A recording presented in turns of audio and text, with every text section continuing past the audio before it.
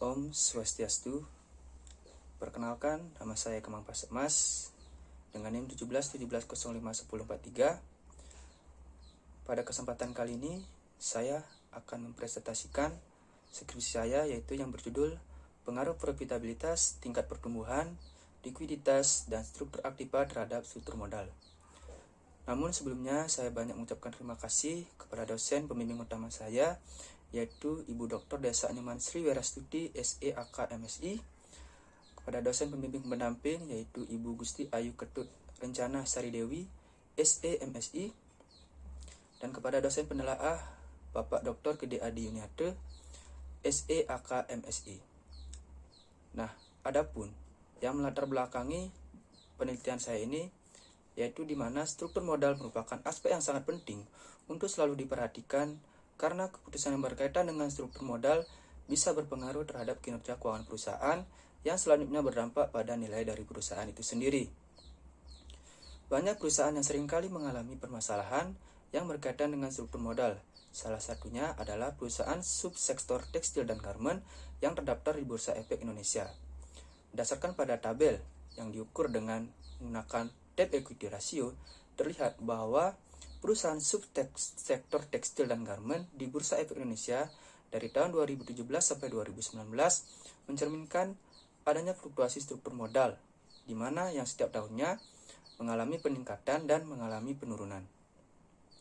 Untuk itu penting bagi perusahaan memperhatikan komposisi struktur modal dengan sebaik mungkin serta dibarengi dengan membuat sebuah perencanaan yang matang dan sudah dipikirkan dengan tepat, sehingga mampu untuk menghasilkan struktur modal yang bisa memberikan keuntungan. Perusahaan akan lebih cenderung menggunakan sumber pendanaan internal, yaitu berupa laba ditahan, dibandingkan dengan sumber pendanaan eksternal berupa hutang.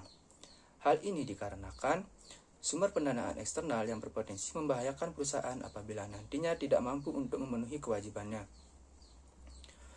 Perusahaan juga harus cermat dan mengetahui faktor apa saja yang mempengaruhi struktur modalnya sehingga nantinya mampu untuk membuat sebuah keputusan untuk kebutuhan dana perusahaan tersebut. Dalam penelitian ini, peneliti menggunakan 4 variabel bebas, yaitu yang pertama, profitabilitas, yang kedua, tingkat pertumbuhan, yang ketiga, likuiditas, dan yang keempat, struktur aktiva. Dari keempat variabel tersebut, terdapat bahwa penelitian yang terdahulu masih terdapat hasil yang belum konsisten pengaruhnya terhadap struktur modal, sehingga perlu untuk diteliti kembali guna mendapatkan hasil penelitian yang lebih baru dengan hasil penelitian yang lebih baik.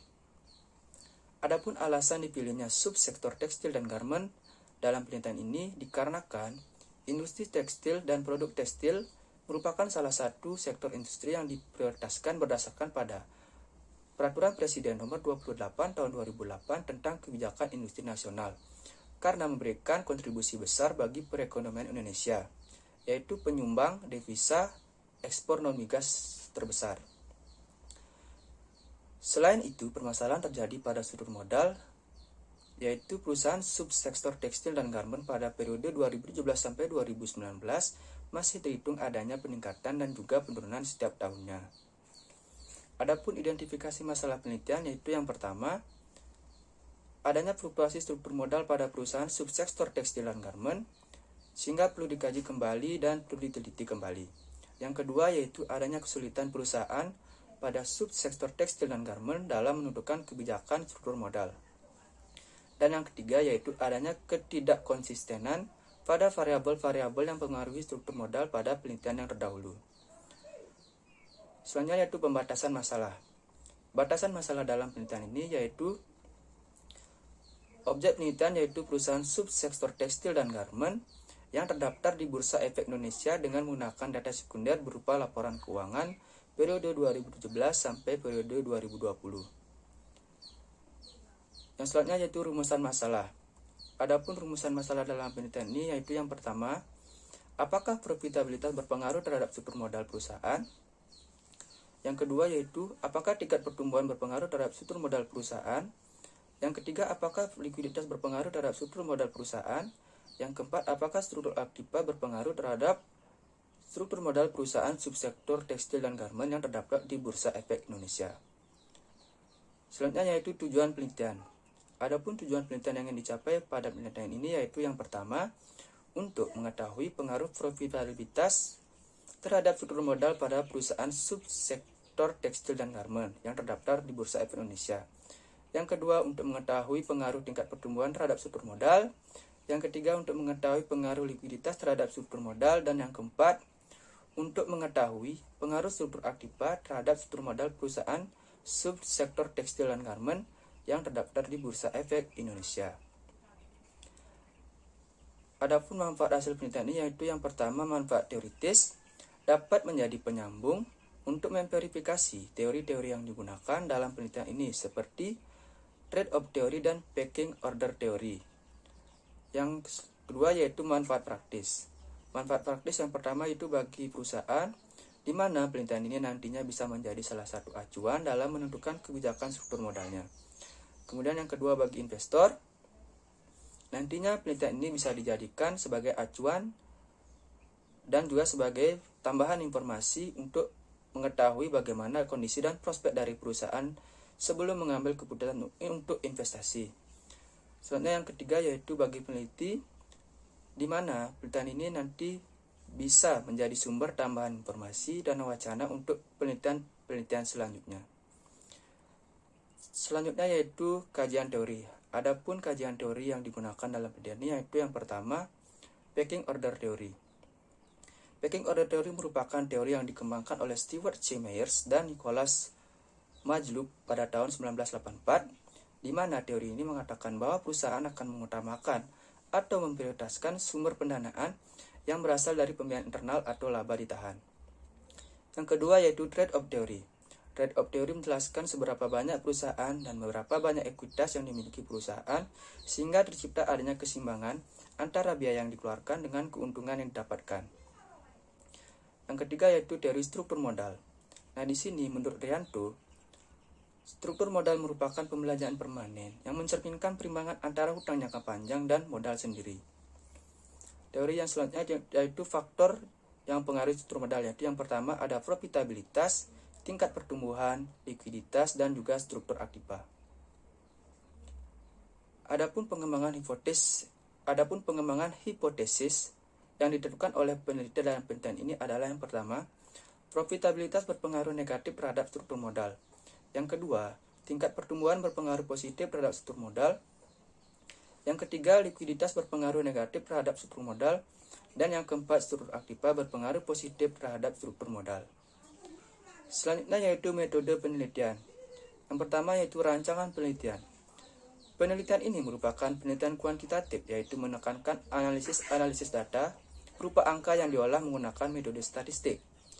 Penelitian dengan metode ini nantinya bertujuan untuk menguji dan mengetahui apakah pengaruh dari profitabilitas, tingkat pertumbuhan, likuiditas, dan struktur aktiva terhadap struktur modal perusahaan pada perusahaan subsektor tekstil dan garmen yang terdaftar di Bursa Efek Indonesia dari tahun 2017 sampai 2020. Yang selanjutnya yaitu populasi dan sampel penelitian. Populasi yang digunakan dalam penelitian ini adalah seluruh perusahaan subsektor tekstil dan garmen yang terdaftar di Bursa Efek Indonesia dengan jumlah keseluruhan perusahaan terdaftar yaitu 21 perusahaan. Sampel dalam penelitian ini adalah 16 perusahaan dari subsektor tekstil dan garmen yang telah ditentukan dan dipilih dengan menggunakan metode purposive sampling. Selanjutnya yaitu definisi operasional dan variabel penelitian. Yang pertama yaitu variabel dependent. Variabel dependent dalam penelitian ini adalah struktur modal yang dimana diukur dengan menggunakan rasio debt to equity ratio. Selanjutnya yaitu variabel independent. Nah, dalam penelitian ini, variabel independen yang digunakan adalah yang pertama, profitabilitas, di mana pada penelitian ini, profitabilitas akan diukur dengan menggunakan Return on Asset Ratio atau ROA. Yang kedua yaitu tingkat pertumbuhan. Tingkat pertumbuhan dalam penelitian ini akan diukur dengan menggunakan rumus growth. Yang ketiga yaitu likuiditas. Likuiditas dalam penelitian ini diukur dengan menggunakan current ratio. Yang terakhir yaitu struktur aktiva. Pengukuran struktur aktiva pada penelitian ini menggunakan rasio fixed asset ratio. Selanjutnya yaitu jenis dan sumber data. Jenis data yang digunakan dalam penelitian ini adalah data kuantitatif. Sumber data yang digunakan atau sumber data yang didapatkan dalam penelitian ini adalah data sekunder diperoleh dari Bursa Efek Indonesia melalui website www.idx.co.id, yaitu berupa data laporan keuangan tahunan perusahaan subsektor tekstil dan garmen dari periode 2017 sampai 2020. Adapun metode pengumpulan data yang digunakan dalam penelitian ini adalah metode dokumentasi. Data yang digunakan merupakan data sekunder dan data tersebut langsung diperoleh dari situs resmi website dari Bursa Efek Indonesia berupa laporan keuangan perusahaan subsektor tekstil dan garmen dari tahun 2017 sampai tahun 2020. Yang selanjutnya yaitu metode dan teknik analisis data. Yang pertama yaitu analisis statistik deskriptif. Analisis statistik deskriptif memberikan sebuah gambaran melalui hasil dari rata-rata, deviasi, mean, median, dan nilai maksimum dan juga nilai minimum. Yang selanjutnya yaitu uji asumsi klasik. Adapun uji asumsi klasik yang digunakan dalam penelitian ini yaitu yang pertama, uji normalitas, uji multikolonialitas, uji heterokodastisitas, dan yang terakhir yaitu uji autokorelasi. Yang selanjutnya yaitu uji hipotesis. Adapun uji hipotesis dalam penelitian yang pertama yaitu regresi linear berganda, di mana penelitian ini bertujuan untuk mengetahui apakah ada pengaruh variabel independen terhadap variabel dependen. Yang selanjutnya yaitu uji signifikansi atau uji T. Uji T ini bertujuan untuk melihat apakah ada pengaruh yang signifikan antara variabel independen terhadap variabel dependen. Selanjutnya yaitu hasil dan pembahasan. Hasil yang pertama yaitu analisis statistik deskriptif. Berdasarkan pada tabel statistik deskriptif, variabel profitabilitas menunjukkan nilai minimum sebesar negatif 0,156. Sementara itu nilai maksimum sebesar 0,103, nilai rata-rata sebesar 0,0283 dengan nilai standar deviasi menunjukkan angka 0,048707. Hal ini menunjukkan bahwa nilai standar deviasi lebih tinggi daripada nilai rata-rata, yang menunjukkan bahwa sebaran data bervariasi pada variabel profitabilitas. Selanjutnya yaitu variabel tingkat pertumbuhan menunjukkan nilai minimum sebesar negatif 0,278, sementara itu nilai maksimum sebesar 0,352. Nilai rata-rata variabel tingkat pertumbuhan menunjukkan 0,03181 dengan nilai standar deviasi yaitu 0,114300. Hal ini menunjukkan bahwa nilai standar deviasi lebih tinggi dari nilai rata-rata, yang berarti sebaran data bervariasi pada variabel tingkat pertumbuhan. Variabel likuiditas menunjukkan nilai minimum 0,057, sementara itu nilai maksimum 5,506. Nilai rata-rata variabel likuiditas 1,70362 dengan nilai standar deviasi 1,345370. Hal ini menunjukkan bahwa nilai standar deviasi lebih rendah dari nilai rata-rata, yang berarti bahwa sebaran data tidak bervariasi pada variabel likuiditas. Variabel struktur aktiva menunjukkan nilai minimum sebesar 0,032. Sementara itu, nilai maksimum sebesar 0,891, nilai rata-rata sebesar 0,42812 dengan nilai standar deviasi 0,195427. Hal ini menunjukkan bahwa nilai standar deviasi lebih rendah dari nilai rata-rata, yang berarti bahwa sebaran data tidak bervariasi pada variabel struktur aktiva. Variabel yang terakhir yaitu variabel supermodal menunjukkan nilai minimum sebesar negatif 1,982. Sementara itu nilai maksimum menunjukkan angka sebesar 5,041. Nilai rata-rata menunjukkan 1,23750 dengan nilai standar deviasi 1,410716. Hal ini menunjukkan bahwa nilai standar deviasi lebih tinggi dari nilai rata-rata. Artinya bahwa sebaran data bervariasi pada variabel supermodal di perusahaan yang dijadikan sampel. Selanjutnya yaitu uji asumsi klasik. Yang pertama yaitu uji normalitas. Uji normalitas sebelum outlier menunjukkan bahwa nilai dari Kolmogorov-Smirnov Z sebesar 2,452 dengan nilai signifikan 0,00. Hal ini menandakan bahwa data tidak terdistribusi dengan normal karena nilai signifikasi di bawah 0,05, sehingga uji asumsi klasik normalitas belum terpenuhi dan tidak dapat dilanjutkan dengan uji asumsi klasik lainnya.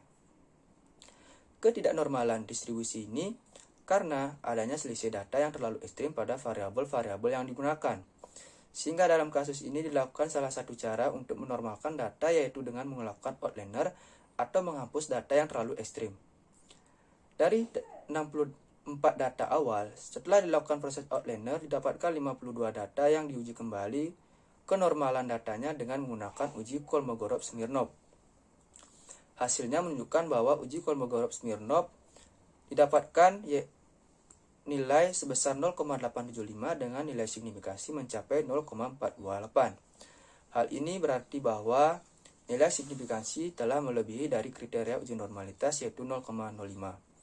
Jadi dapat disimpulkan bahwa nilai-nilai observasi data telah terdistribusi dengan normal, sehingga uji asumsi klasik telah terpenuhi atau uji asumsi klasik normalitas telah terpenuhi dan dapat dilakukan dengan uji asumsi klasik lainnya. Yang selanjutnya yaitu uji multikolonialitas. Berdasarkan pada uji multikolonialitas menunjukkan bahwa tidak terjadi kolerasi antar variabel atau adanya multikolonialitas. Hal ini bisa dilihat dari hasil di mana nilai tolerance dari keempat variabel, yaitu masing-masing profitabilitas, growth opportunity, likuiditas, dan struktur aktiva lebih besar dari 0,10. Sementara itu nilai VIF pada keempat variabel lebih rendah dari standar nilai VIF, yaitu 10. Nah, sehingga dengan ini dapat disimpulkan bahwa tidak terjadi adanya korelasi antar variabel bebas. Yang selanjutnya yaitu uji heterokedastisitas. Hasil uji heterokedastisitas dengan uji PAK menunjukkan bahwa nilai signifikasi untuk variabel profitabilitas 0,063, growth opportunity 0,808, likuiditas 0,376, dan struktur aktiva 0,643. Hal ini lebih besar dari standar signifikansi, yaitu 0,05. Sehingga dapat disimpulkan bahwa model regresi dalam penelitian ini tidak terjadi adanya varian yang tidak sama, atau dalam hal lain tidak mengalami heterokedastisitas.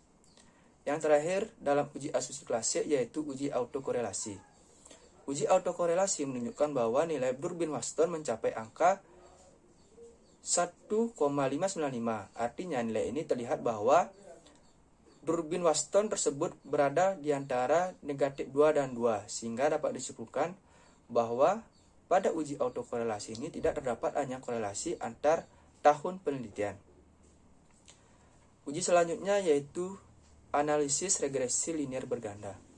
Nah, dari hasil uji analisis regresi linear berganda diperoleh rumus persamaan antar variabel yaitu sebagai berikut, di mana Y yang merupakan struktur modal sama dengan 2,419 dikurangi dengan 3 dikurangi 3,283 X1 yaitu profitabilitas ditambah 0,486 X2 yaitu tingkat pertumbuhan dikurangi 0,108 X3 yaitu likuiditas ditambah 0,030 X4 yaitu struktur aktiva.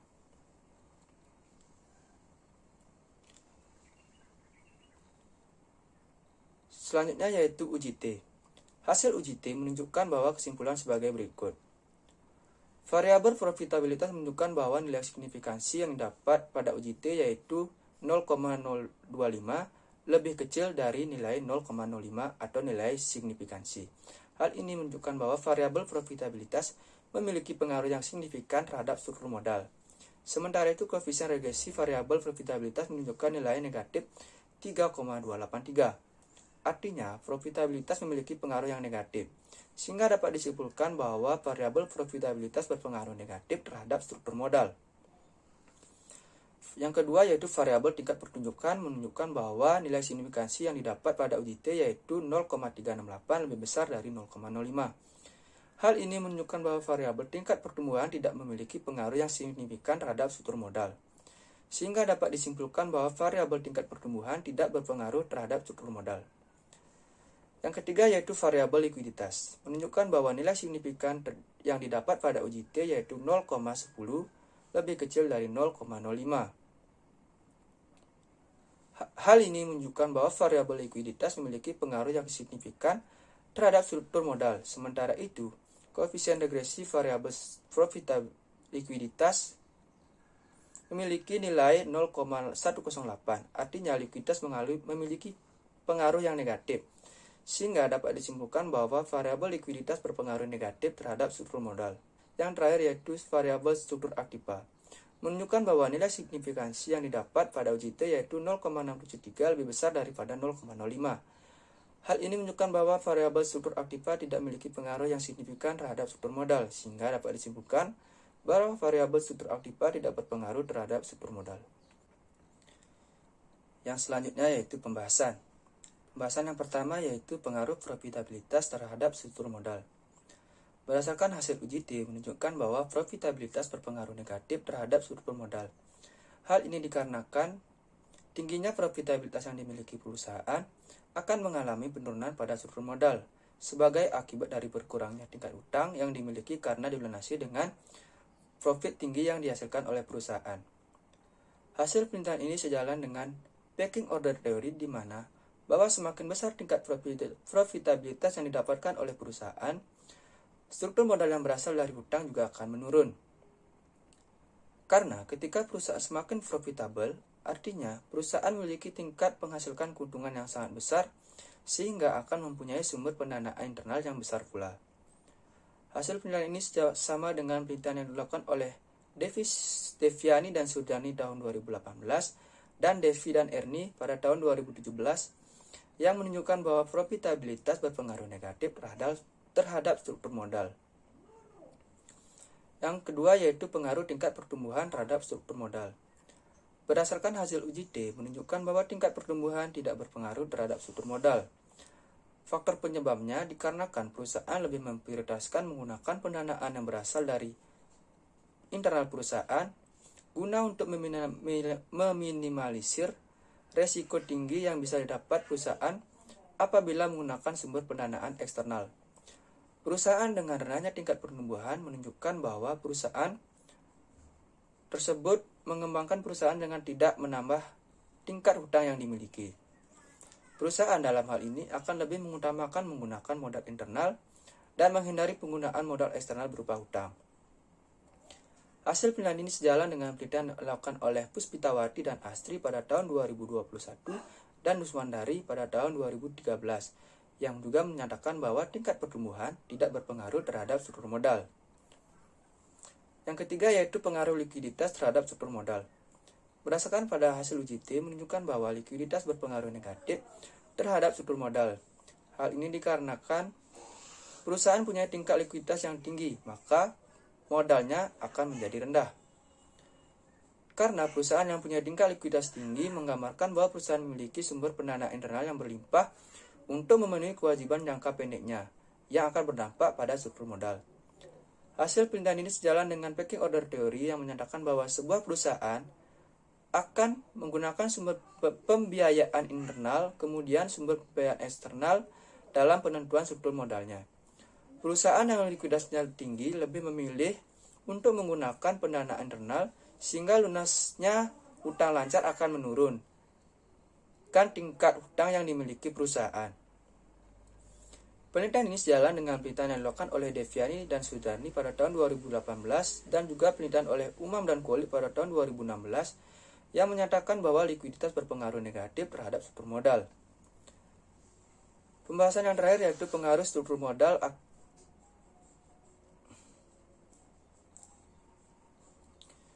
pengaruh struktur aktiva terhadap struktur modal. Berdasarkan pada hasil uji T menunjukkan bahwa struktur aktiva tidak berpengaruh terhadap struktur modal. Hal ini memperlihatkan bahwa manajemen tidak terlalu memperhatikan struktur aset untuk aktivitas kegiatan investasi dikarenakan struktur aset tidak mengalami kenaikan yang konsisten sehingga kurang mampu membantu perusahaan dalam menghasilkan laba. Selain itu, perusahaan juga memiliki rata-rata struktur aktiva yang rendah. Rendahnya rataan tersebut membuat perusahaan sulit mendapatkan kepercayaan dari pihak kreditur. Dengan demikian, perusahaan akan lebih mengandalkan sumber pendanaan internal berupa laba tahan dan aktiva yang dimiliki untuk membiayai kegiatan operasional dan investasi perusahaan. Hasil penelitian ini sama dengan penelitian yang dilakukan oleh Lestari dan Wirawati pada tahun 2021 dan Santoso dan Priyantina pada tahun 2016 yang menyatakan bahwa struktur aktiva tidak berpengaruh terhadap struktur modal. Adapun implikasi penelitian dalam penelitian ini yaitu yang pertama implikasi teoritis. Penelitian ini diharapkan dapat berkontribusi dalam mengembangkan teori secara umum di bidang ekonomi dan secara khususnya di bidang akuntansi, utamanya yang berhubungan dengan struktur modal. Implikasi praktis yaitu yang pertama, bagi pihak akademisi dapat digunakan sebagai rujukan dalam melakukan penelitian di bidang akuntansi, khususnya dalam bidang struktur modal. Bagi pihak perusahaan dapat digunakan sebagai bahan evaluasi tentang bagaimana dalam pengelolaan struktur modal perusahaan dengan melihat faktor-faktor apa saja yang mempengaruhi struktur modal tersebut. Dan terakhir yaitu bagi pihak pembaca dapat digunakan sebagai bahan penambah wawasan tentang faktor-faktor apa saja yang mempengaruhi struktur modal. Yang terakhir yaitu kesimpulan dan saran. Yang pertama yaitu kesimpulan. Adapun kesimpulan dalam penelitian ini yaitu yang pertama, profitabilitas berpengaruh negatif terhadap struktur modal. Bersumber dari hasil uji yang didapatkan menunjukkan bahwa profitabilitas berpengaruh negatif terhadap struktur modal pada perusahaan subsektor tekstil dan garmen di Bursa Efek pada tahun 2017 sampai 2020. Yang kedua yaitu tingkat pertumbuhan berpengaruh positif terhadap struktur modal. Bersumber dari hasil uji yang didapatkan menunjukkan bahwa tingkat pertumbuhan tidak berpengaruh terhadap struktur modal pada perusahaan subsektor tekstil dan garmen di Bursa Efek Indonesia periode 2017 sampai 2020. Yang ketiga yaitu likuiditas berpengaruh negatif terhadap struktur modal. Bersumber dari hasil uji yang didapatkan menunjukkan bahwa likuiditas berpengaruh negatif terhadap struktur modal pada perusahaan subsektor tekstil dan garmen di Bursa Efek Indonesia periode 2017 sampai 2020. Dan yang terakhir yaitu struktur aktiva berpengaruh positif terhadap struktur modal. Bersumber dari hasil uji yang didapatkan menunjukkan bahwa struktur aktiva tidak berpengaruh terhadap struktur modal pada perusahaan subsektor tekstil dan garmen di Bursa Efek Indonesia periode 2011 sampai 2020. Yang kedua yaitu saran. Saran yang pertama yaitu bagi pihak manajemen. Melalui hasil yang diperoleh disarankan agar pihak manajemen lebih bisa mengontrol struktur modal perusahaan dan disarankan untuk menggunakan sumber pendanaan internal untuk membiayai kegiatan operasional perusahaan. Yang kedua yaitu bagi peneliti selanjutnya. Bagi peneliti selanjutnya disarankan untuk menggunakan variabel lain seperti non-debt tax dan ukuran perusahaan dan menyajikan penelitian dalam perspektif teori struktur modal lainnya seperti signalin teori dan agensi teori dalam penelitian yang berikutnya. Baik, sekian presentasi yang dapat saya sampaikan. Saya ucapkan terima kasih. Om Santi Santi Santi Om.